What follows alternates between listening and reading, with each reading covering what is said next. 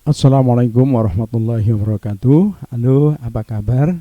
Terima kasih Anda masih terus mengikuti channel ini, yaitu Surabaya Minds Management. Jumpa dengan saya Gusnul Nurmanto. Dalam video ini kita akan membahas tentang jadi orang yang serba bisa. Tentu Anda penasaran dan ingin tahu bagaimana cara menjadi orang yang serba bisa. Simak video ini.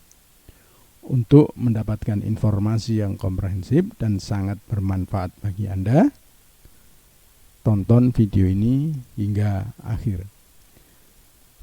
Jika Anda berpikir positif dan berprasangka positif, maka Anda akan melakukan hal-hal yang positif, sehingga hasilnya adalah positif. Jika Anda berpikir negatif, Anda akan cenderung pada hal-hal yang negatif, sehingga hasilnya juga negatif. Itulah hukum pikiran yang telah kita bahas pada video-video sebelumnya di channel ini. Kisah berikut menggambarkan kedahsyatan dari pikiran. Eko merupakan seorang anak yang lincah dan periang. Ia bermain dan berlari ke sana kemari bersama teman-temannya, bermain sepak bola dan lain sebagainya. Namun ada satu permainan yang tidak bisa ia mainkan, yaitu bermain sepeda keliling kompleks bersama teman-temannya. Setiap bermain sepeda, Eko selalu minta dibonceng dan tidak mau mengendarainya sendiri. Sebetulnya bukanlah malas belajar mengendarai sepeda, melainkan karena ia tidak bisa dan tidak berani mengendarainya. Suatu ketika ia belajar mengendarai sepeda, tetapi terjatuh dan kakinya terluka.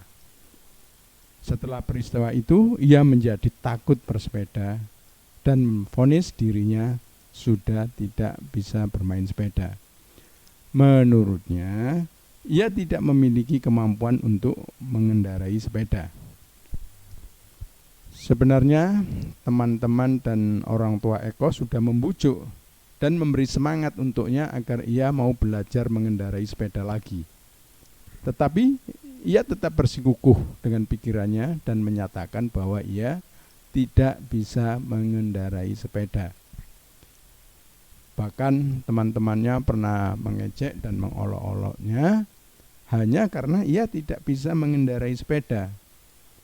Sedangkan anak-anak lain yang usianya jauh lebih muda telah mampu mengendarai sepeda. Namun Eko tetap bergeming. Hal ini menyebabkan ia tidak bisa mengendarai sepeda sampai ia lulus sekolah dasar. Saat beranjak ke sekolah menengah pertama, pandangan Eko tetap tidak bisa goyah. Ia tetap meyakini bahwa ia tidak dapat mengendarai sepeda.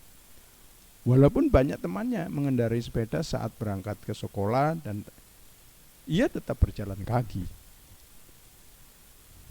Hingga lulus SMP dan duduk di bangku sekolah menengah atas, Eko tetap tidak bisa mengendarai sepeda.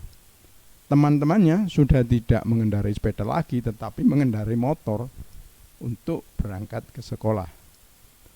Hal ini memperkuat persepsinya bahwa sepeda sudah tidak bisa diandalkan, sehingga tidak perlu belajar mengendarai sepeda. Hingga akhirnya Eko masuk ke perguruan tinggi.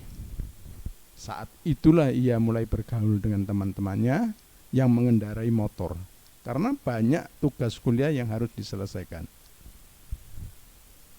Saat itu ia mulai bingung untuk bertemu mereka. Terkadang ia dibonceng oleh temannya, naik angkutan umum, atau berjalan kaki jika rumah temannya dekat dengan kampus. teman-temannya sering mengejek sebagai laki-laki yang tidak bisa mengendarai sepeda motor. Karena kebutuhan untuk mengerjakan tugas kelompok dan selalu diejek oleh teman-temannya, Eko pun meminta seorang teman akrabnya untuk mengendarai motor. Setiap hari ia ketika kuliah usai pergi ke lapangan bersama temannya, ia belajar mengendarai motor. Saat pertama kali belajar, Eko merasa takut, tetapi keyakinannya untuk bisa mengendarai motor mulai tumbuh. Sehingga ia mampu menyeimbangkan berat badannya dengan motor yang dikendarainya. Tidak sampai sebulan, Eko mampu mengendarai motor meskipun belum terlalu mahir. Sejak saat itu, ia sering meminjam motor temannya untuk sekedar berkeliling atau jalan sore. Setelah Eko merasa cukup mahir, yaitu mahir mengendarai motor, ia pun meminta kepada orang tuanya agar dibelikan motor. Permintaan tersebut tidak lain karena keperluan kuliahnya. Setelah mahir mengendarai motor, Eko mencoba naik sepeda. Maka ia pun bisa mengendarai sepeda motor dan sepeda dengan lancar, karena keyakinan bahwa hal tersebut tidak sulit untuk dilakukan. Saya ulangi, karena keyakinannya bahwa hal tersebut tidak sulit dilakukannya. Pertanyaannya, mengapa Eko yang tidak bisa mengendarai sepeda sejak kecil dan baru bisa melakukan ketika ia masuk ke perguruan tinggi? Jawabannya, karena keyakinan. Keyakinannya mulai tumbuh sejak ia kuliah di perguruan tinggi. Dengan keyakinan, ia mengubah ketakutannya menjadi keberanian.